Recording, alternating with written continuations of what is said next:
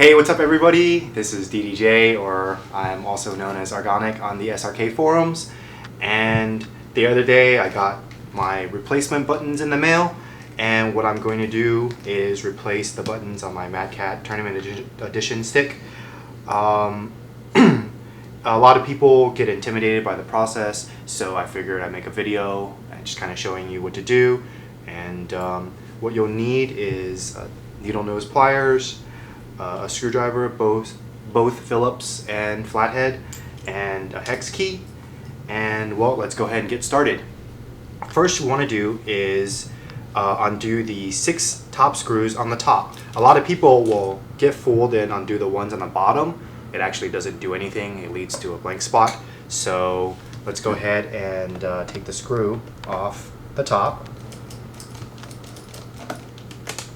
And when you're taking the screw off, you generally want to keep it together somewhere. I just like to keep it on the tool kit case, I guess, so that way I don't misplace them or lose them or have them roll off or what have you.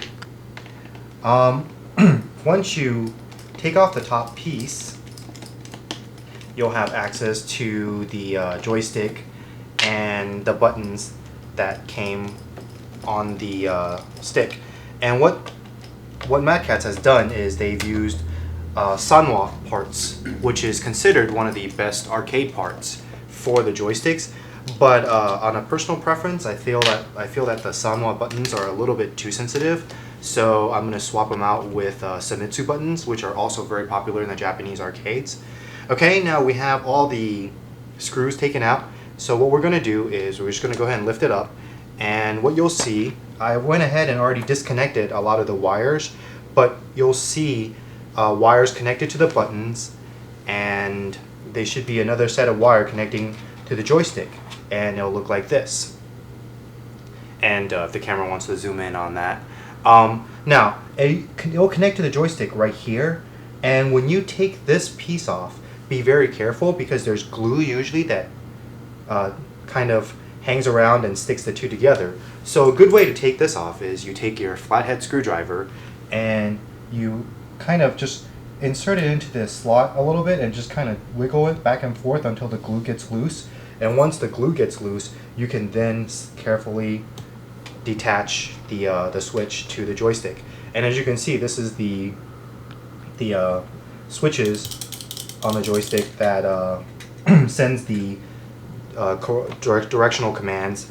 And for the wires, they're usually attached on with an easy attach switch, and what you have to do is you have to slide the plastics off, and then you can either take your needle nose plier and just kind of grip it carefully and pull it off, or I like to be a little bit careful, and I like to do the same thing generally I did with the joystick, and is just take a flathead screwdriver and insert it into the little opening and kind of just wiggle it back and forth a little bit to ensure that you don't want to pull too hard because you don't want to snap anything or rip any of the wires.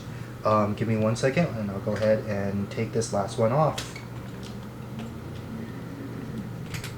Okay, now to take the buttons out, Sanwa uses typically what's called a snap-on buttons.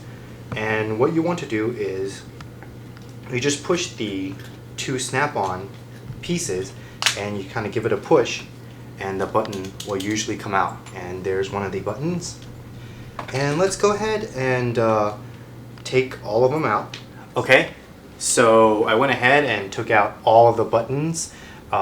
They're just laying out here, and it'll look like something like this. And I've also bought a replacement ball top to match the color of the new buttons. So first what we're going to do is let's go ahead and switch that out.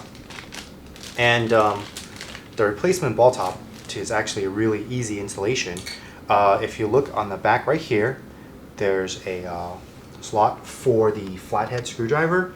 So if you just take a flathead screwdriver, hold up against it, and then grab the other side and kind of give it a twist, and you can take it off just like that. And then we'll put the replacement one on there. And then same thing, the screwdriver up against it, twist, and there we go, it's replaced. So now we're going to go ahead and put all the buttons on. I went ahead and ordered a different set of buttons. They're actually screw-on buttons instead of snap-ons. And the reason why I like the screw-on buttons is because I feel like they're a little bit tighter, and you know, they won't wiggle back and forth. And they're actually really easy to install. You just put them right into the bottom, the button slot, and then you take the screw in the back and you just tighten it, and there you go. I'm gonna go ahead and put all of them on. As you're putting on the button, here's a problem you will encounter.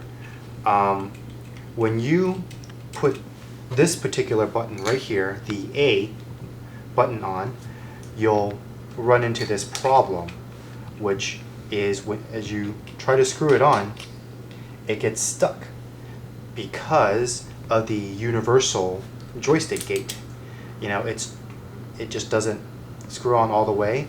And what you will have to do to solve this problem is you have a couple options.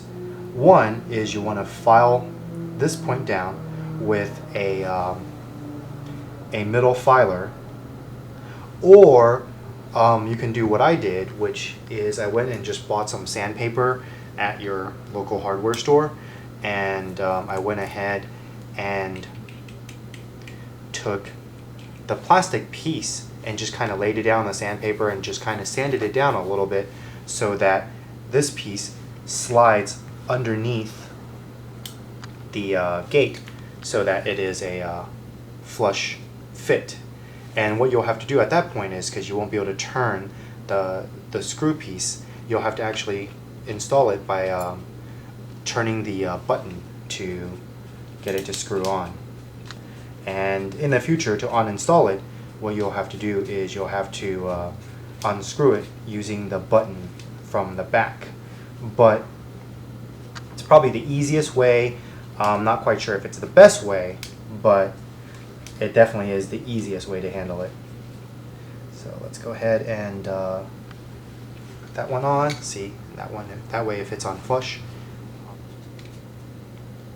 And while I have the buttons off, it's a good note to say that if you're into modding your joystick with custom graphics or whatnot, you can also, when you have all the buttons off, you can unscrew the ball top and take the joystick protector off and take this piece off right here. And the Madcatz piece is actually held together by two glue, like double-sided tape kind of thing. It's usually here and here, and what you can do is you can remove it carefully and then just get some glue gun or something and wipe away the excess glue, and that will leave the metal plate as your the finish. And then what you can do is you can order a replacement top. There's a website that I'll post on this video. It's called Art's Hobbies, and he actually makes clear covers for them. And then you can go to srk.com, the Tech Talk forum section. You can also download templates for just the joystick, and you can drag your own artwork over it and adjust the buttons and make your own template. So if you ever wanted to do custom art, that's a good time to do it as well. I thought about doing the custom art, but I couldn't really find any pictures or anything that I really wanted on my joystick. So I'm just gonna stick with the good old Madcatz design for now. And there we go. We have all the buttons installed, and the joystick ball is on. So the next part, what we're going to do is we're going to try to take off the start and the back button.